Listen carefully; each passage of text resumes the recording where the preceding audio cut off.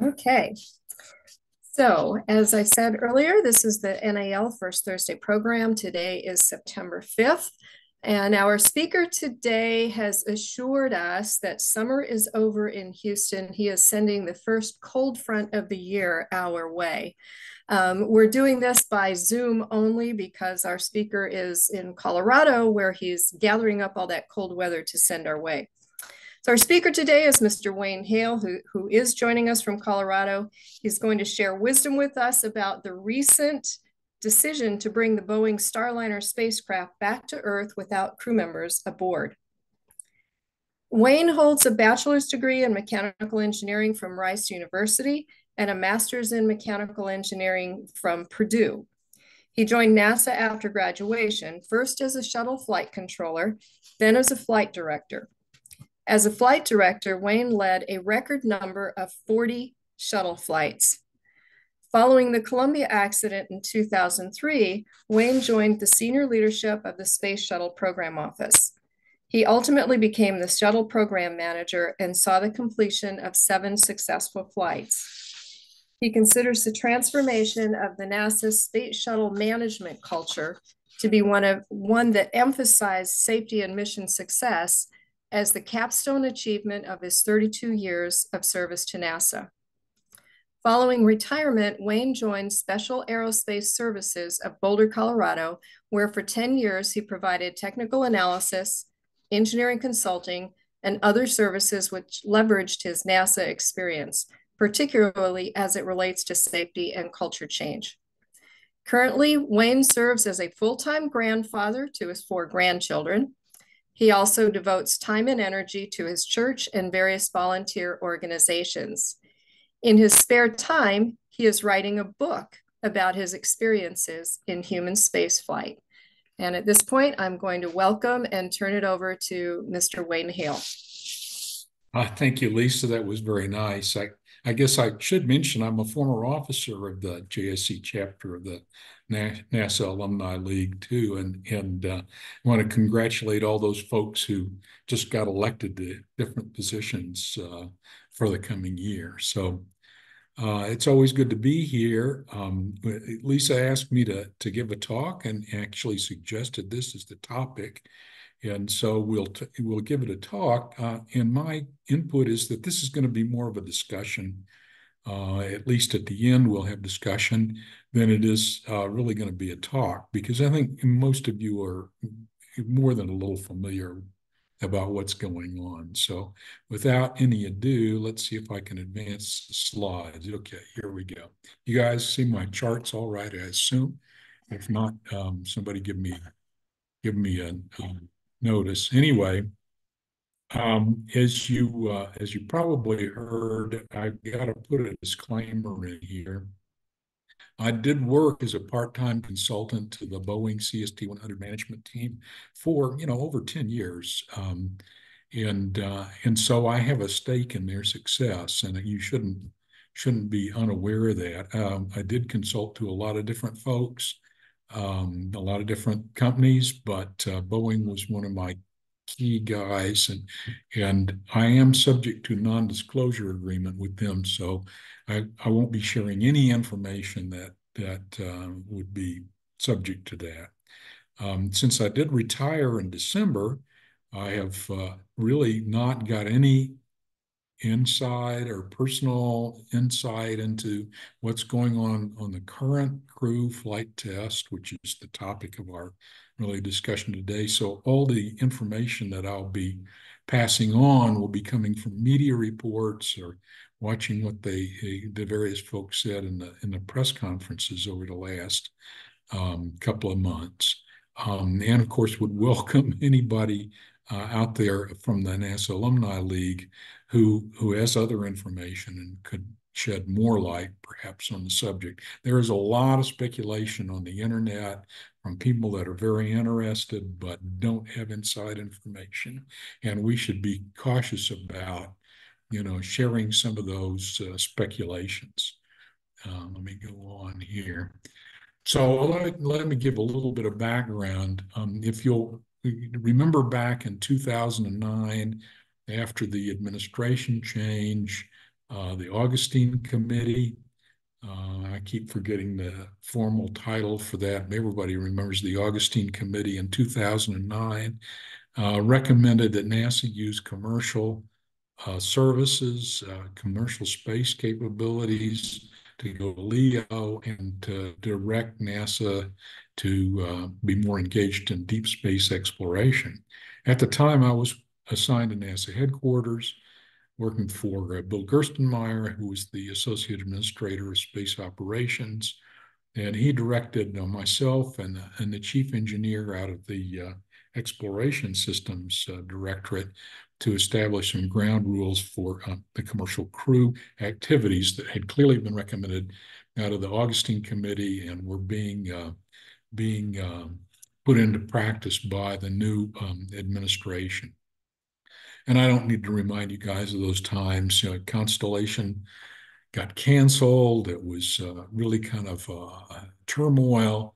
But Frank and I put together some ground rules for what we believed would be a good organization for NASA to supervise commercial crew activities. Of course, as you know, what we've now called the commercial ISS resupply, was already in progress. That has been very successful as well. In any event, about the time we got finished with all that study and about the time that we're ready to set up that commercial crew program office, I retired from NASA. And late in 2010, they established the CCP office. Ed Mango, who you may remember, ran the orbiter project for a while at JSC, but had his roots at KSC, became the first program manager. And with the retirement of the space shuttle in July 2011, we were relying on the Russian Soyuz completely for transportation to and from the International Space Station. Just given some of the high level background, so we have our heads on straight as we talk about this. The NASA goal was to get 2 transportation systems to the International Space Station commercially as a service. The initial operations was projected to be December of 2017. Now, this was in about the first of 2011, so 6 years to develop systems. And at the time, I think we all thought, those of us that had a shuttle background and were coming out of all the things that we did for shuttle, felt like capsules would be easier to develop. They'd probably be safer than a winged vehicle. Boy, did we find out, I think, in the intervening decade that they may be easier to develop, but they're not easy. And they still have safety issues. So we'll talk a little bit about that. We went through, or the commercial crew program went through several phases of development. Those of you that were involved maybe recall some of these acronym names: the CCDEV, CCICAP, CCTCAP, and then CPC. Somewhere along the line, Blue Origin, which had initially thought that they would develop one, dropped out, decided to develop whatever they were going to do with their founder, Jeff Bezos' own money, and not necessarily under NASA's tutelage. Along the way, the Sierra Nevada, it's now Sierra Space. Dream Chaser, the only winged vehicle in the running, was not selected in the 3rd round of the commercial crew development. However, it's still under contract as a cargo carrier for the commercial resupply to ISS contract. But over the 10 or 12 years that the commercial crew program has been in operation, 2 companies, of course, have been funded. SpaceX has a total of about $3.1 billion in NASA money, and Boeing has received about $4.7 or so billion in NASA money to develop their various vehicles. Now, in addition to that, these companies were supposed to have skin in the game. With the Boeing publicly announced funding that they put in is about 1.5 billion. SpaceX is not a public company, so we don't know how much money the SpaceX corporation is put into developing their crew vehicle.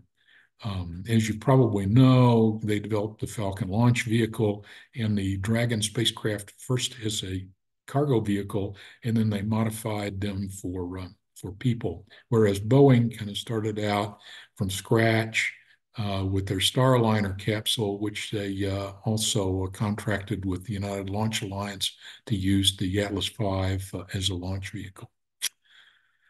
Well, going through all this development, the commercial program issued numerous requirements for the two suppliers or vendors.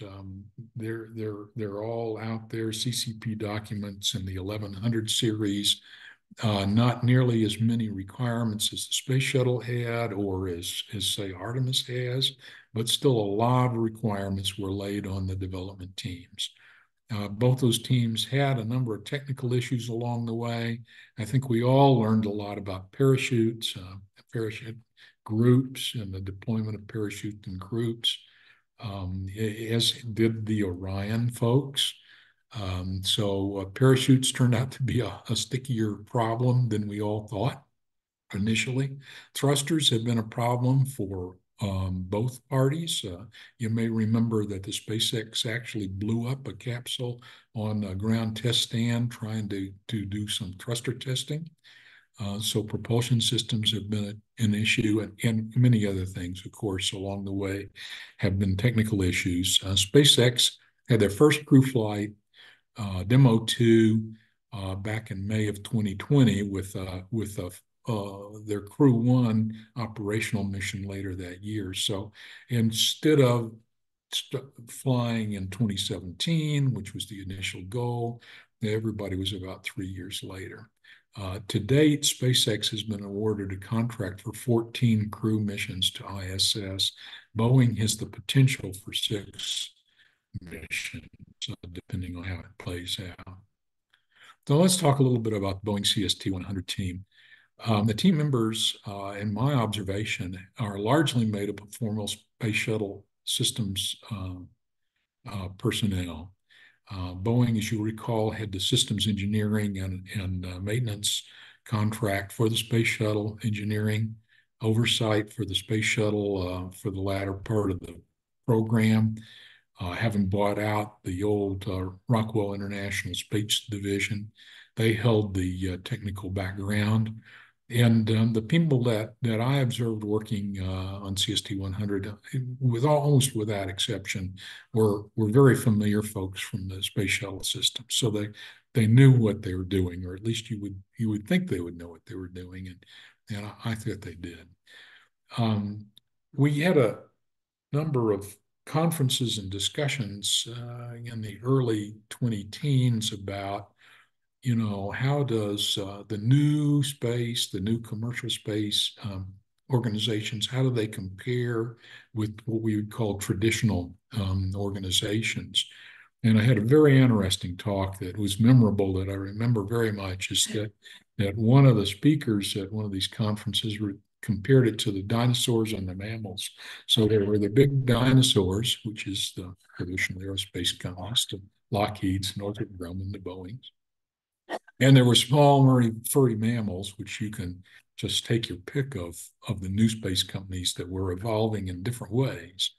And because, as the speaker pointed out, some of the dinosaurs saw that the mammals had some good practices, they tried to graft on some mammalian characteristics. But unfortunately, the dinosaur DNA came out to attack these transplants and really kind of killed them in the traditional aerospace companies. Now, at the time, I thought this was kind of a funny story, but over the years, I think it probably is pretty accurate. Whereas SpaceX, is a new organization and they do things to their own standards and practices. The CST100 program was held to all the Boeing standards and practices. Now, there's been a lot of criticism of Boeing lately, and I won't go into that, but whatever you want to say about it is that Boeing's got a lot of standards and practices.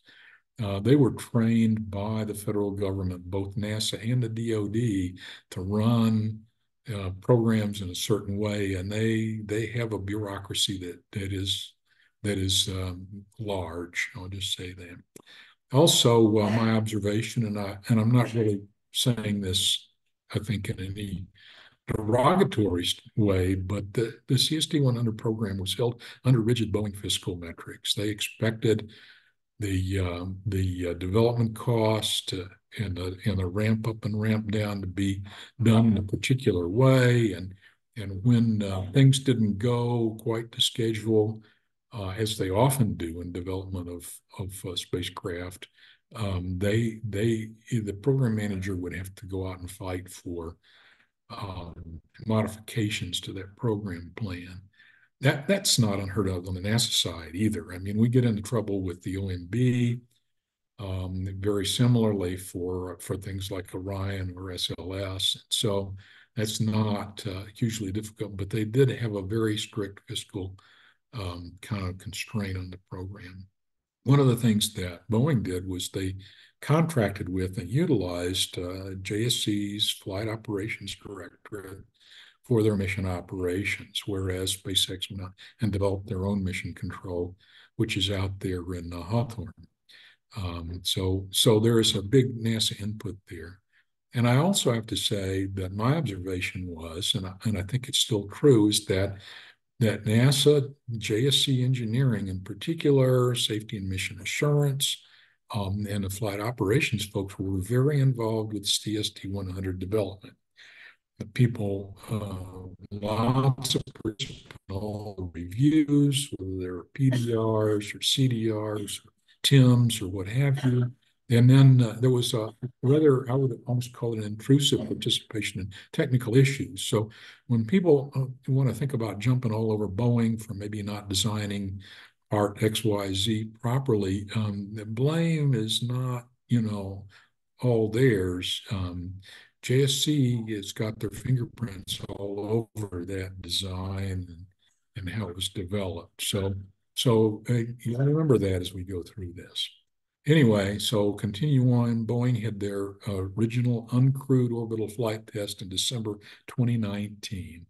And that was a near catastrophe. They had a major software issue, which we could talk about for a long time, but I'm not going to, resulting in not being able to dock. The Boeing folks elected that they wanted to fly an uncrewed mission, a second uncrewed mission, to prove out that they'd fixed that. They did that in May of 2022. 2.5 years later, there were a number of technical issues that delayed that launch, and in particular, problems that were discovered with valves in the propulsion system. And that flight, while it was generally successful, did have a number of issues, and there were some thruster issues there. And then for the past 2 years, they've been working on their crew flight test, which launched on June the 5th. And with an uncrewed landing expected tomorrow, we'll see how they do. Okay, all this is a little bit of background. There we go. Here's the big issues that we want to talk about. First of all, you may recall that between OFT2 and CFT, there were a number of delays, some of which were parachute issues, which were resolved.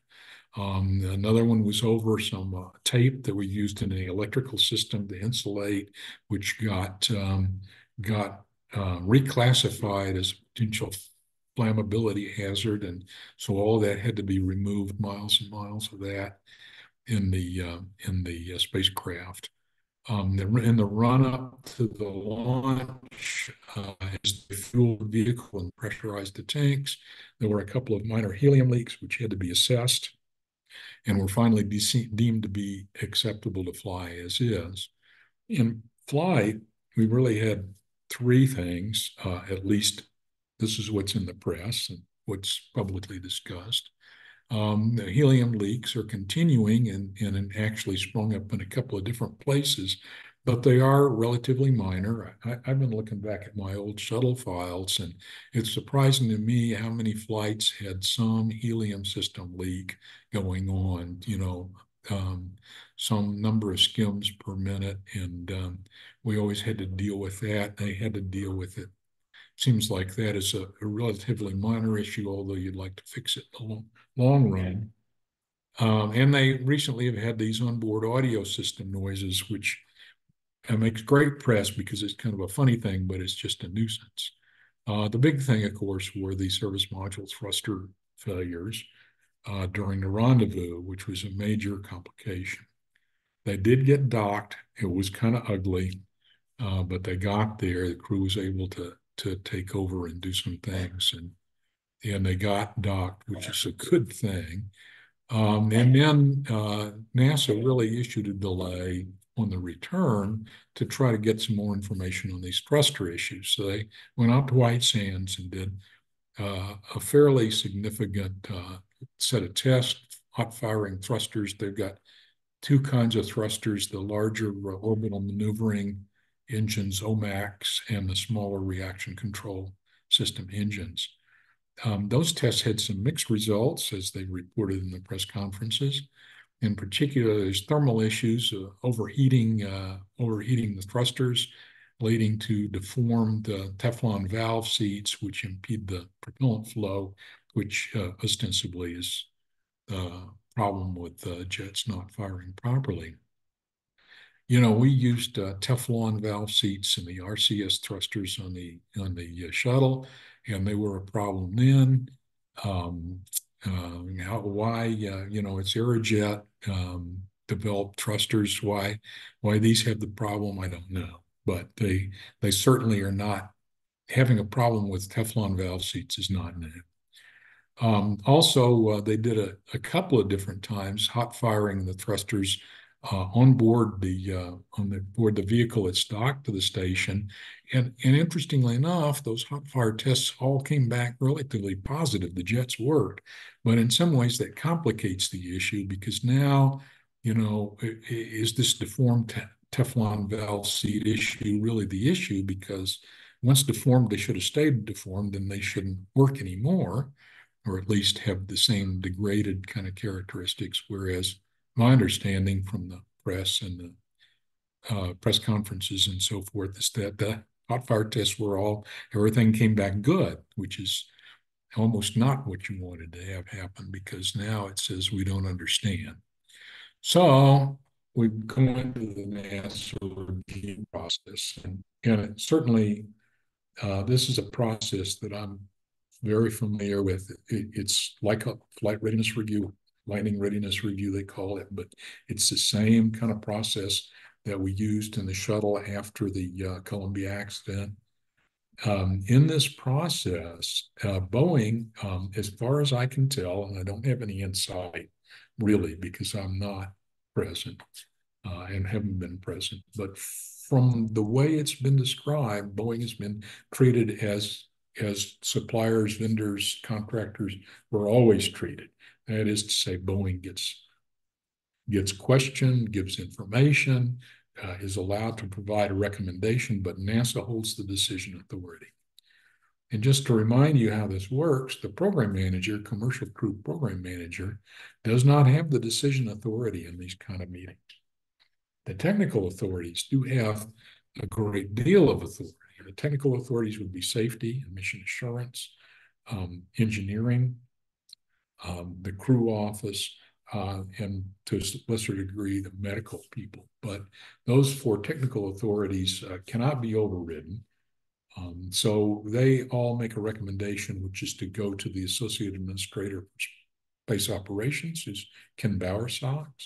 It's kind of interesting. Ken Bowersox was on board the International Space Station when the Columbia accident occurred.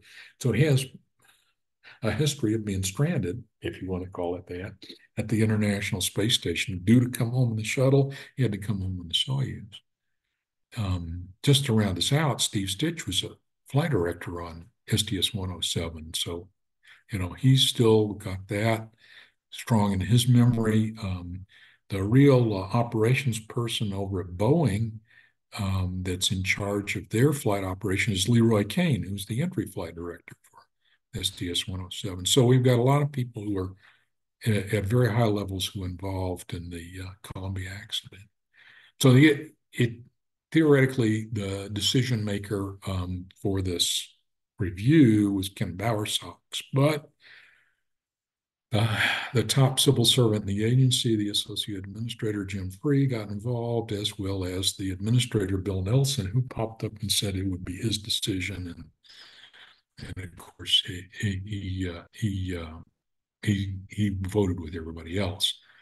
So reportedly in this review, they said several times in the press conference, when they had the review, every organization, and this is all NASA organizations, voted for the crew to stay on board the station and come back on Free Chase. I'm sorry, come back on SpaceX Dragon, and to send the Starliner, the CST100, home uncrewed. That makes it, almost impossible for a decision maker to go against a unanimous organization. So I don't think it was a very hard decision in the final analysis for Ken Bowersox to make. More clearly did the administrator or the associate administrator overrule him. It's unclear to me if Pam Milroy, as the deputy administrator, was involved or not. Okay, so that's kind of the review process. Let's talk about thrusters just a minute. The CST100 is like Gemini, Apollo, or Dragon capsules. They all have service modules that are dropped off after the deorbit burn. Service modules have thrusters that are used for translation on orbit attitude control, the deorbit burn, if you will. And the crew module or command module, the CM thrusters, are it's a smaller system and used only for reentry attitude control, and it has basically has no translation capability.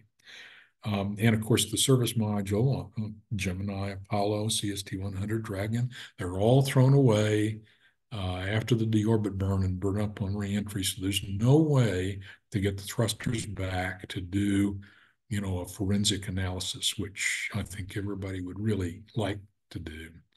So we're relying on these ground tests, a lot of analysis, and the decision was basically that they felt like they didn't really understand the failure mechanism. There are too many unknowns, too much risk involved, and therefore, as you're probably all aware, crew's coming back on the SpaceX Dragon next February. They're going to launch the next crew to the International Space Station on SpaceX. Instead of carrying 4 people, we'll only carry 2. And then Sonny and Butch, who were on the station, will come back with that SpaceX 9 mission in February. It's interesting. The SpaceX was designed to fly 6, or was it 7? I think it was, crew members, and they only fly 4. And one of the reasons was because the landing loads were too close to the limit with more than 4 crew. So anyway, just to say, the capsules are not without limitations or safety issues. Right now, if the crew had to come home today, if there was a fire or decompression on the station, they would bring 6 back on the Dragon, and that would entail some risk. In addition to which, the Boeing launch and entry suits are not compatible with the SpaceX Dragon system, so they'd be coming back, as they say, unsuited, which is also a risk. But with this next Dragon coming up, which is only a few weeks away, they'll be bringing some SpaceX launch and entry suits for Butch and Sonny to wear when they come back. Tomorrow, CST100 is to return tomorrow. We'll find out. And I would just say, in the final bit down here, is that Boeing was not allowed to be present at the final NASA management review. They didn't get a vote. I mean, they had made their vote earlier, but they really didn't get a vote. Okay. So here we go. Now it's going to be time for discussion. I've about told you everything I know. So here are kind of the topics that I think are of interest that we could discuss for quite a while. Clearly, if somebody's got some more information, that would be great. But number one on my list is what's happened to our supply chain.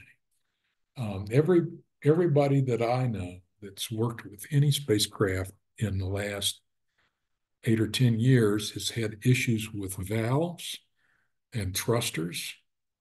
I don't know what's gone on, but we have lost our secret sauce commercially, knowing how to produce those things, at least in a reliable manner. Even Orion has had problems in these areas. So there's a topic that we probably ought to address, as a community, is what's happened to our supply chain. Another topic that keeps coming up is NASA become too risk averse. In other words, in the old days, we might have done something different, and probably we're not sensitive enough to risk. But we're looking at a big decision on Orion here in the next little while about heat shield issues that came up on the Artemis 1 reentry, and how are we going to deal with that? And as NASA become too risk averse, will we uh, be able to have the stamina to put a mission up to the moon? So that's a topic for discussion. On the other hand, one of the things that people have been saying for a number of years is we'll let the commercial companies do this.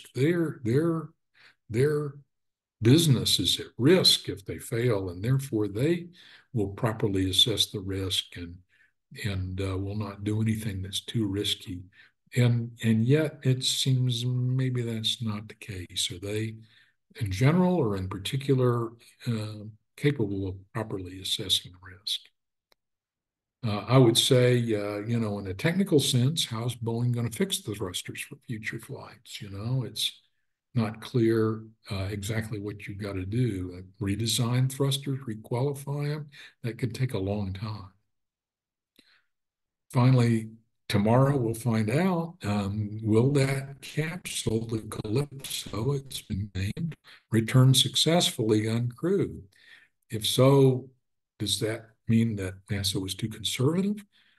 If the capsule's lost, I think Boeing's only got 2 capsules, expecting to reuse them and alternate them in flights. And so loss of a major asset will impact Boeing even further. Finally, they got the question that nobody wants to talk about. Will Boeing corporate management terminate or continue the program? They've lost money. They don't seem to have a path forward that will provide a return on investment. It's become kind of a black eye, and Boeing's already got enough of those.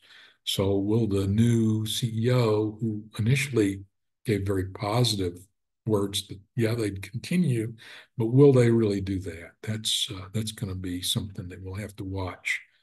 And that would be bad for NASA, because then we'd have a sole source, one system, with no option if anything happens to the SpaceX folks. They had a second stage engine problem a few weeks ago that looked like it was going to be a real issue that they've managed to do a failure analysis and fix, but it's not without risk and without technical issues. And finally, will NASA continue to utilize fixed price services contracts for future development? They're trying to do that with spacesuits. They're trying to do that with lunar rovers, any number of things. It's this fixed price services contract in a development environment that has been the darling for the last 10 years, but is it really the right thing to do for the future? So those are my questions, and I'm going to shut up now. And I don't know how we want to do this, Lisa. Do we want to let people raise their hand or write in the chat and call on them? But certainly we should have a discussion. So. Yeah, absolutely. I think probably the best thing to do would be for folks to, we've got about 100 people online. So that's awesome. Kudos to you for drawing such a nice crowd today. But I think the easiest thing for us to be able to manage would be if people type their questions into the chat, and I'll monitor the chat and let you know what kind of questions were coming up or any kind of discussion. Sure. So I'll go back a page here and I would just say, any of these topics or others, but before anything else, anybody have any further information they want to share with the team here? We've got as you said, a large group of people who are well connected. Anybody got real information? I'm not talking about speculation or I think this is what happened. Um, Anybody want to add information to the discussion? Okay, so one of the questions that we've gotten so far is why wouldn't they wait until after the next SpaceX Dragon was up at station with the extra suits before deorbiting the Starliner? I think the answer, I probably missed a trick there. They need a docking port. There's only so many places that they can dock, and they've got to free the docking port up. So you can't dock the next Dragon until the CST100 leaves. Okay. Obviously, Um, you'd rather do it the other way around. Yeah. okay, so another question, is there any talk of having Blue Origin or Sierra Space as a second supplier? So I think in the long term, particularly if Boeing were to opt out, there would be discussion, but those guys are considerable away from providing a crew vehicle, and we're running up to the end of station. I mean, the OMB and NASA headquarters keep talking about deorbiting the station in 2030, which breaks my heart, but that's only 6 years, and it's not clear that either one of those people could get a vehicle ready to fly and meet NASA certification and make more than a flight or two before the end of the station. So, we'll have to see how that plays out. Okay. Another question, is NASA likely to impose a suit interface standard for compatibility between different spacecraft? You know, that's a really good question. And part of the service that was set up in the initial commercial crew contracts was that everybody would develop their own, space suits. And and so I don't see that happening. I mean, that makes kind of common sense, but not in the near term. So common sense isn't always common. Yeah. All right, another question. Thank you for joining us, Ellen. Boeing says that they are confident in their thruster model, given that White Sands results and hot fire results are different. How does their model account for that? You've gone past my level of understanding, Ellen. I concur. That's what Boeing has said publicly. They're very confident in their thruster model, and obviously NASA's not. So I don't know what to tell you. Obviously, we're going to get another data point tomorrow or more. So good question. If I were Okay, in the meeting, I'd be asking the question. But again, here we are. We're all retirees sitting on the sidelines. come on, we're all cheering them on from the sideline, right? Okay, so another question is, if Boeing decides to continue, and our writer, Mr. Dempsey, is skeptical that they will FOD continue to be their ops agent? I've heard nothing to just suggest otherwise. Um, yeah, so again, I don't have any. I don't know. Does anybody else have anything? Dr. Bob ought to know, right? All right, I'm looking to see if there's anything in the chat yet. Oh, let's see. Bob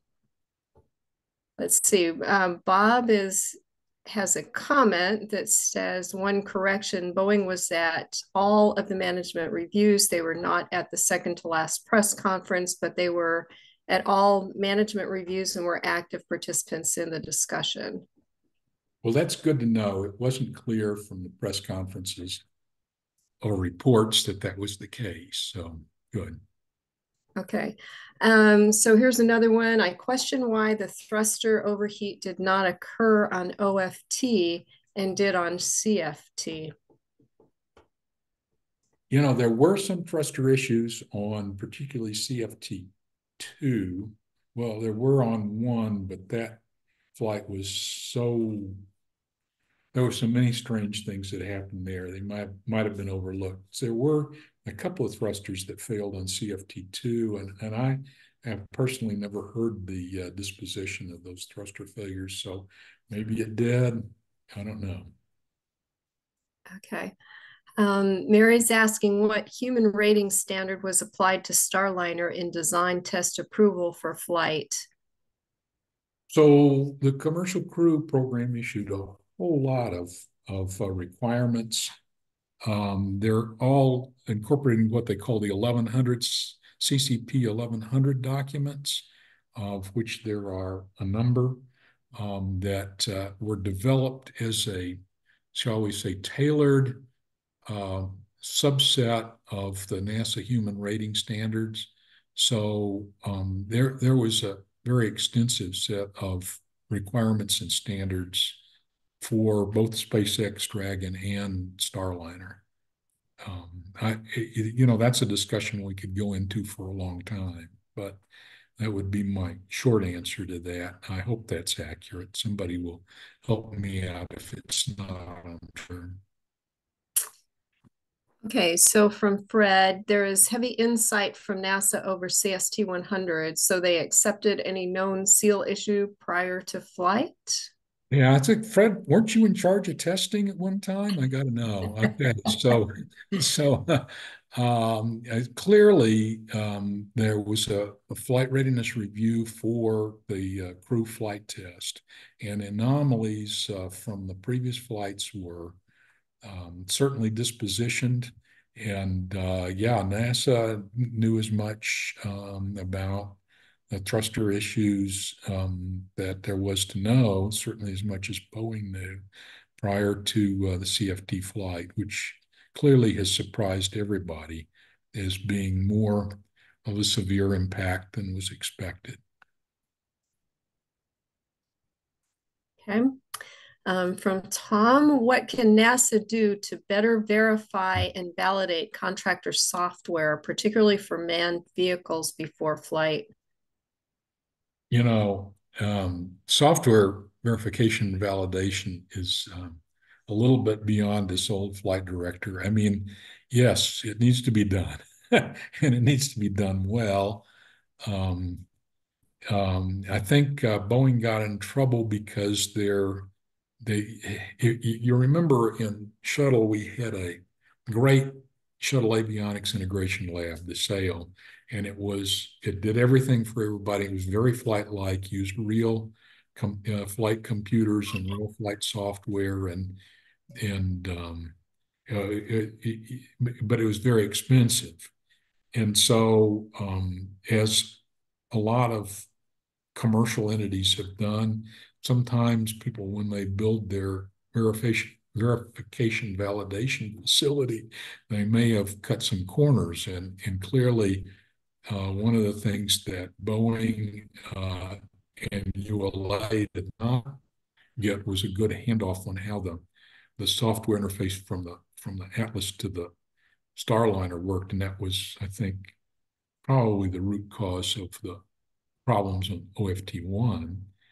Um, you know, I don't know how you can say how can this, one of the things about commercial crews is supposed to be less NASA intrusive. It was supposed to rely on commercial companies to do things correctly. So, if we get back into this really heavy-handed, NASA's going to check every little piece part, then you've kind of defeated the purpose of having a commercial vehicle, which is to be done in a more innovative way and hopefully in certainly in a less expensive way than NASA doing the old-fashioned, cost plus, we're going to dictate everything contract.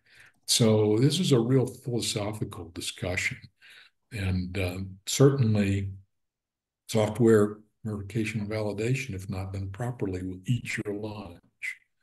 I was reviewing, you're talking about, I'm reviewing about the old shuttle flights I worked on, and we had some software issues, right? That slipped through even that massive amount of software verification validation that we had. I don't know anybody that's got the magic formula for how to do that perfectly. So anyway. Okay, let's see, there was a comment to that question. NASA did a very detailed review of the GNC software by having Odyssey basically check their software, but that was a significant deviation, if I recall, to the principles of commercial crew, like Wayne just said, and required a lot of negotiation, NDAs, etc. But they did have insight on the rest. That is where they needed better insight. And that is from Mr. Dempsey's humble opinion. Okay, so another kind of a lengthy comment.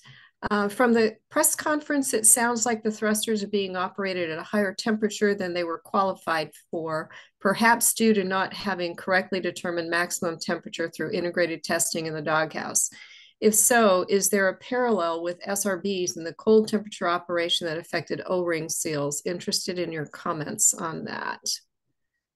I remember one of the early orbiter project managers when we were very early in the shuttle flights and trying to validate some of the thermal models. The orbiter project manager said that all thermal analysis should be required to wear tall peaked hats with stars and moons on them because it's a black art. Uh, and my background is in heat transfer, academic background, and I can tell you it's a very difficult problem. I know that they struggled very hard with it without going into a lot of details to make sure they had good thermal models for the CST100. But in my observation is until you fly a space vehicle and put it in the environment with the sun and the Earth radiation and all those things, you really don't know how it's going to react thermally. But you're right. I think the heat transfer out of the thruster dog houses has been a major topic of concern, and certainly it could be a contributing factor. So yeah, it's complicated. I'm not sure I'd put it up there with SRBO rings. Um, that's yeah, that was, well, what can I say? Yeah.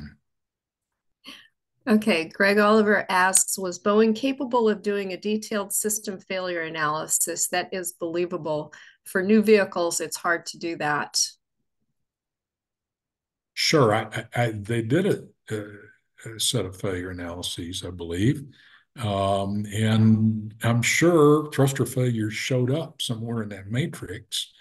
How many and how to deal with it. At some point, if you lose enough thrusters, you really have a bad day on your hands. And I can't. I, I probably shouldn't share any details, but that's okay because I don't remember any details, so I'm safe on what their failure analysis said about thrusters. Okay.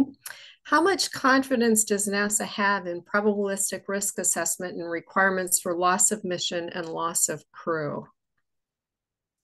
Well, you want my personal opinion on that? I think Go they for it.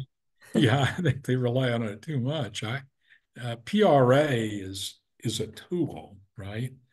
But it is not an absolute tool. And one of the one of the design considerations for any of the commercial crew vehicles was that you have a PRA of better than 1 in 270. That is to say, a probability of loss of mission of less than 1 in 270 for a stay at the ISS of 6 or 7 months. I think 210 days. And the biggest contributor in there is MMOD, striking a critical element. Um, I'm not sure we really know how to do those kind of things.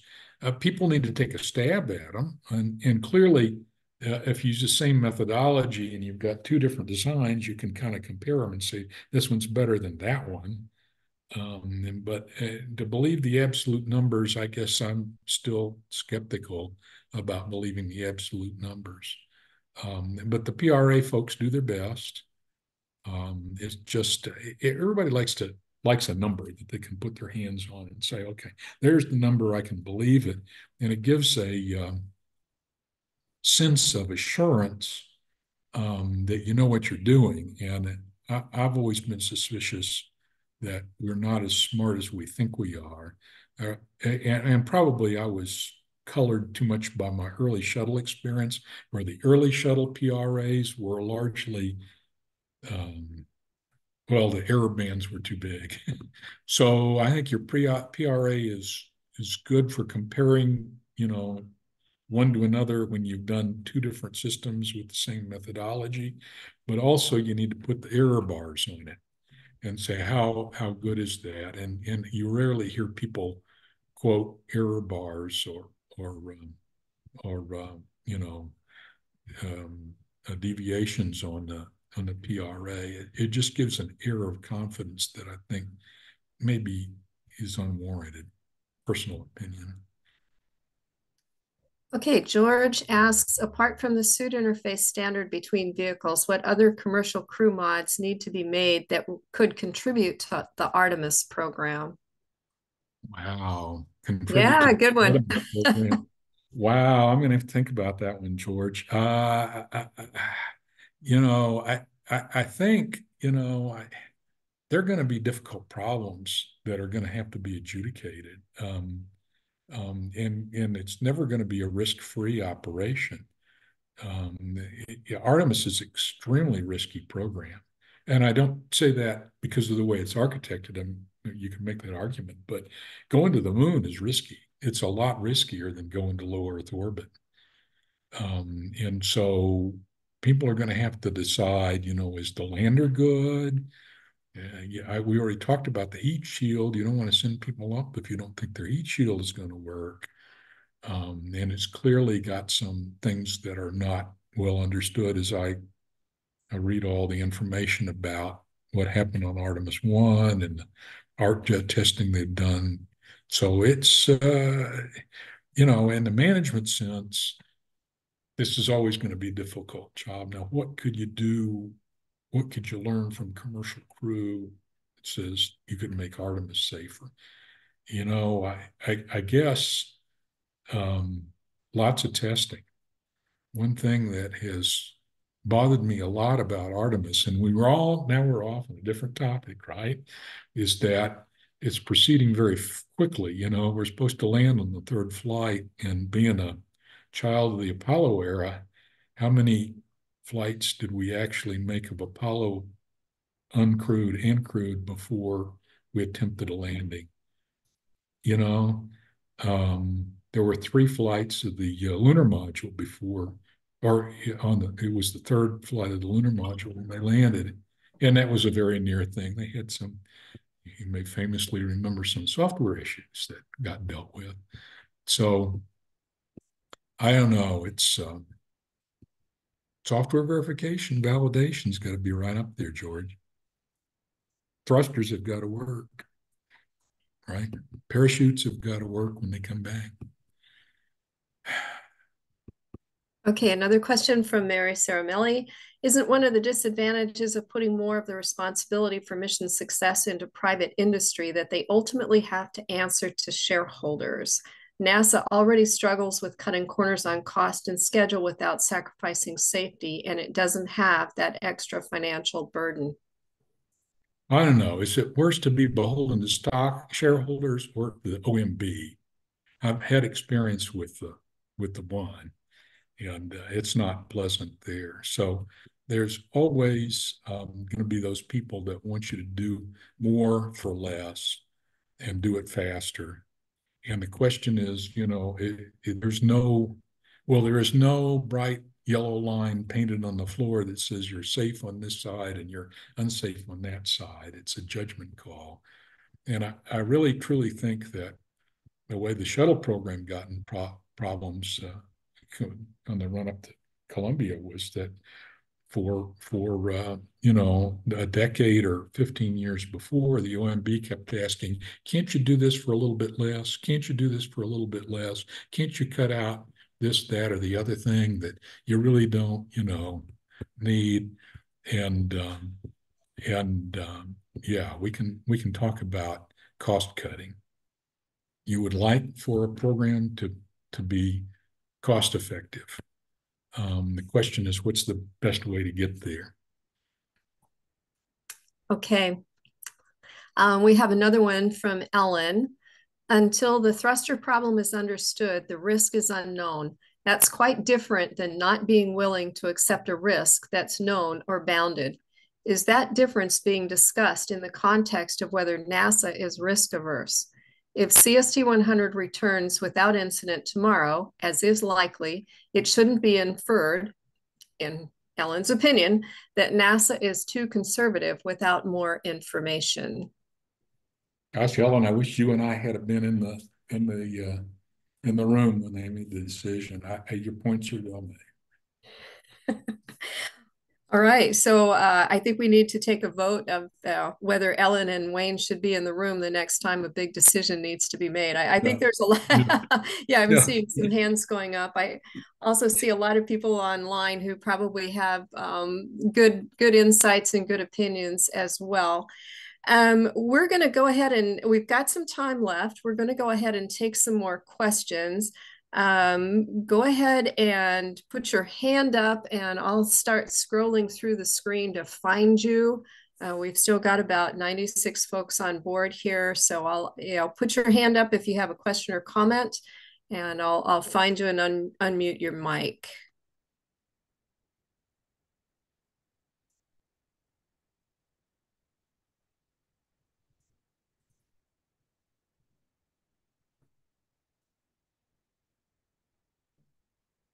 Nuts. Okay. David, go ahead. You can unmute yourself, right? Yes. Okay. Hey, so as a follow-up on the question which I had posted about the thermal qualifications of the thrusters and the integrated effects in the doghouse and the complications of all of that and doing the analysis and everything, one thing occurs to me is it would appear that there's a potential for common cause failure with the temperatures affecting multiple thrusters if especially if they were being operated at a higher temperature. Wondering if that was being correctly considered in the process. Even once you do get the thermal environment figured out, it just seems like there's a common cause failure, and I've led groups that have been doing the PRAs before as one of the many things I did over the years. Oh, is that really being correctly considered in the PRAs? Rocketdyne Atomics International would increase the failure probability of a second failure given a first failure occurred. And if a second failure occurred, they would increase that failure probability again doing simulation modeling on it. And I've never seen that actually done at NASA. But I've done some test cases with it back with the Sioux City DC-10 crash, and the fact that it was originally not considered apparently that there was a increasing failure rate uh, with that, and the reason Rocketdyne Atomics International did this is because of things like earthquakes affecting multiple systems at the same time. It turns out, having done that analysis when I was with McDonnell Douglas, that it would have actually required a flight manual procedure for flying the airplane with all three hydraulics cut off, had they done that increasing step rate of failure probabilities. So I just wonder what your thoughts are on that subject. Well, yeah, if I came across as negative on PRA, let me step back from that. People do a great deal of Oh, work. It's very informative, and I really completely agree with your assessment that we're really looking at probably a generic failure that can affect all the thrusters, and it's not understood in what way or to what extent. I mean, that's got to be the basis of the decision. It's a generic failure that can happen to any of the thrusters, and you don't know how many you're going to be left with. So, I mean, based on not understanding the failure mechanism and being able to defend against it, um, I think that make the choice pretty obvious, right? Okay, okay. Greg Oliver, you have a question. You posted it in the chat, but go ahead and ask it live.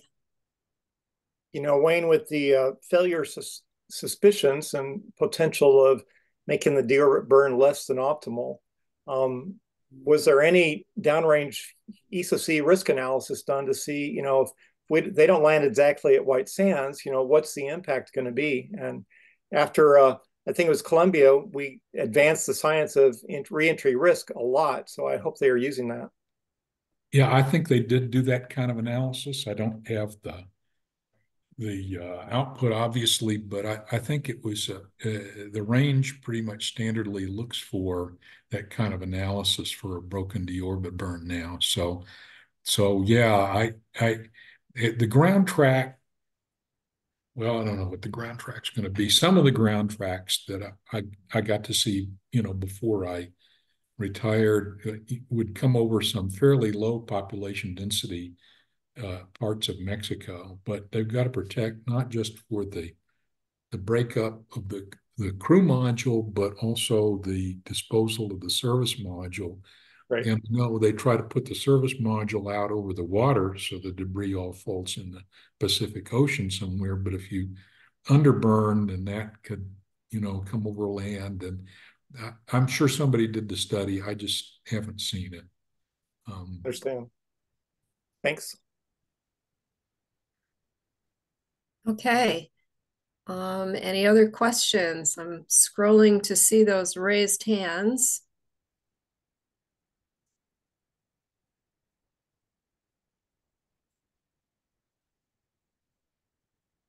Can't believe nobody else is just dying to ask Wayne another question. Don't think I have all the answers here. This is supposed to seem like discussion. Not, Or add to the discussion, absolutely. I'm certain that there are folks online who have a lot of information and certainly a lot of expertise in all of these areas.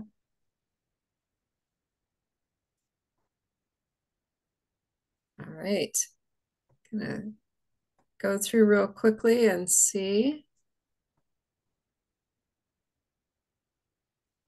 Okay. So, David, do you have your hand raised again? Yeah, I did actually. Okay. So yeah, I'm not a total believer in the PRAs, even though I had to lead the PRA analysis in some situations. I also did a lot of tests. I was TNV lead for ISS systems and elements. But yeah, one of the things with the situation that strikes me, uh, it also seems like the usage rate by the crew of the thrusters was causing more cycling of the thrusters than what the autonomous system did on the previous flight. And it sounds from some of the press conferences that I've listened to that that could possibly be affecting the failure rates as well. So, is that potentially increasing the thermal stress on the thrusters, and could that be increasing the likelihood of having a thruster fail or common cause with multiple thrusters fail? And then if we get a safe return with the autonomous system operating the thrusters, I kind of look at the analogy as more like a cruise control being able to run run the throttle on the automobile. Is if that actually produces less uh, cycling of the thrusters and it's successful, does that affect the validity of a successful landing autonomously? And then conversely, having the crew on board, could that increase the chance of a successful entry? Like I think when we did the first shuttle launch, the assessment was that the loss of vehicle was less with crew on board than it would have been without crew and using autonomous functions. So is there really anything we can say either way about whether there's a successful return of the Starliner without crew as compared to what it might have been if it had crew? So another little complication there as I see it. But I want to see what your thoughts were on that subject as well. Well, David, really good questions. I certainly don't have any insight into whether the autonomous or the automatic system or the crew would cause the thrusters to operate more or less. I think, if we were there and we got to question the engineers and look at the data, we might be able to answer those questions. I really have no idea. But it's pretty obvious that well, let me start out. I think the original plan was to have the docking done autonomously, and the thrusters started failing before they got docked, and they had to have the crew take over. And so, which caused what at this point in time? I don't know. Somebody may know. Good question. Can't answer Yeah. it. Don't Yeah. know. Well, just, it seems to me it's something to keep in mind, when the outcome is whatever it is, safe, successful autonomous return or loss during autonomous return. It's not absolutely indicative of what would have happened with the crew on board. So, that's something that I think needs to be considered and maybe, should be something said about in some of the press following when we know what the outcome is. Oh, but then the other thing is, Yeah, I've tried to. I don't try to tell the press what they can say because I get in trouble. And well, just I as mean, They're well. going to come to their own yeah, conclusions, Okay. they're going to, but anyway, maybe as we all think about what actually happens, just to keep, that complicating point in mind with it. But anyway, it should. Yeah, it should be interesting. I am hoping that they can get credit for the qualifications of everything that was done up until this point, and maybe trying to figure out how to accommodate qualifications for the part that should have been done by the crew uh, post well rendezvous, Yeah, we ought to let somebody else have getting a away chance from the here, David. station and Yeah. land. Okay. Sorry, David, I cut you off there. Marianne Dyson has been waiting to ask a question. Go ahead, Marianne. I just wanted to know if you could illuminate how they selected the entry opportunity for being at midnight on tomorrow. I mean, are they not planning to do any visual observations of any kind? And if something goes wrong, doesn't that kind of limit what data they can get? I, I'm just curious if you have any insight into how they chose that.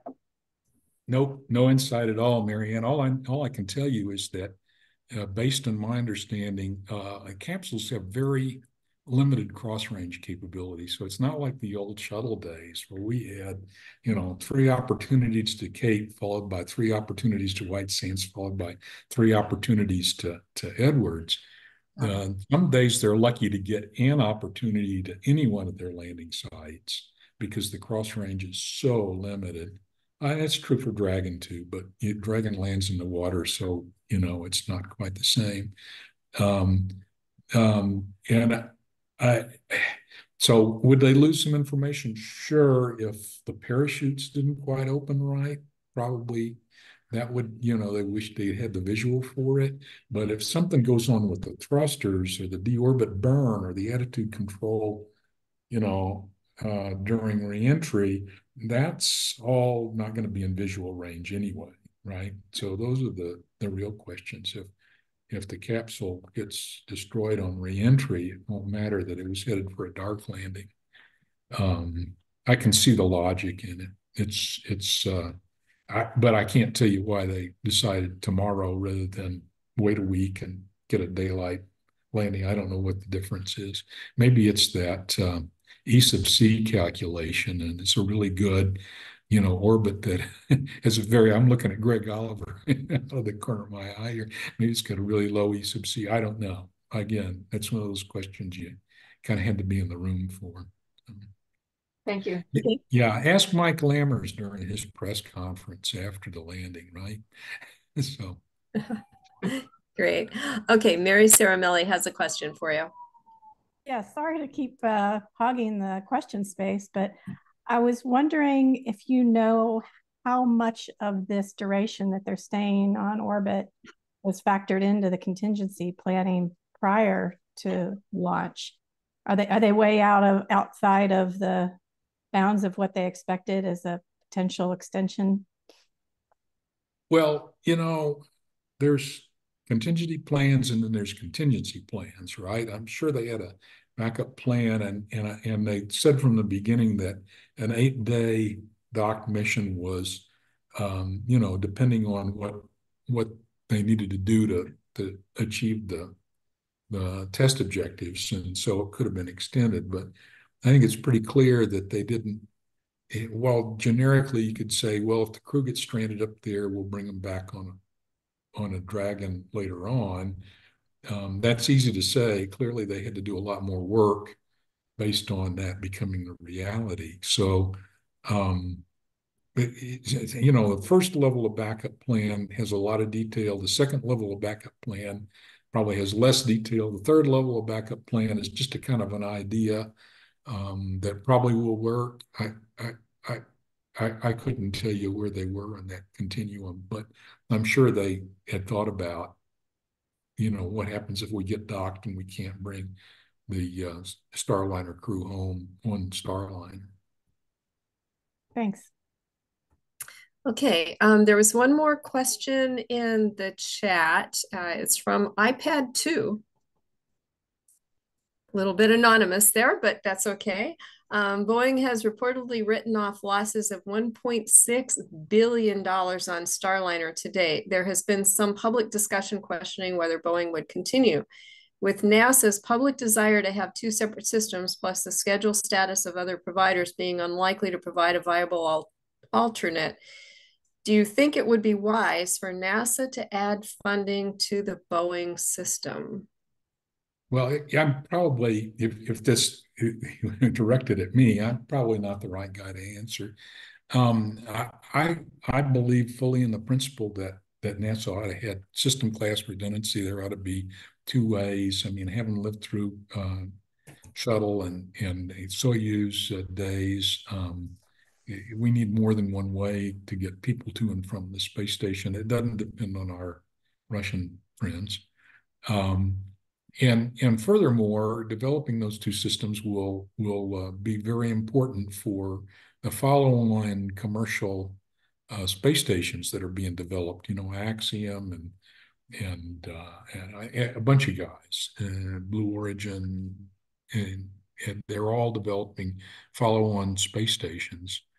And so they would, I think, not like to have a monopoly, a single source monopoly on transportation to and from their space station.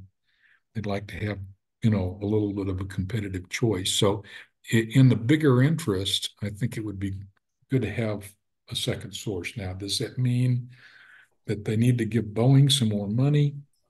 Boy, that's way above my pay grade.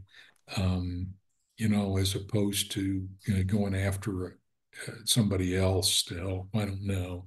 The Boeing corporate decisions clearly are not in my realm of expertise. I don't know what they're thinking. They've said publicly, the new CEO has said publicly that Boeing is going to stay with it and make Starliner work. You heard the NASA administrator saying he was 100% certain that Starliner would fly again and carry crew. I hope that's not just whistling in the dark, but it's going to take money, and the money's got to come from somewhere, whether it's off the Boeing, shareholder returns or another government contract. I mean, I'm sure people are starting to think about that, but they're probably going to wait till after tomorrow to see, right? I'm going to be very interested to see what happens, but that's all I know. Okay, last call for questions.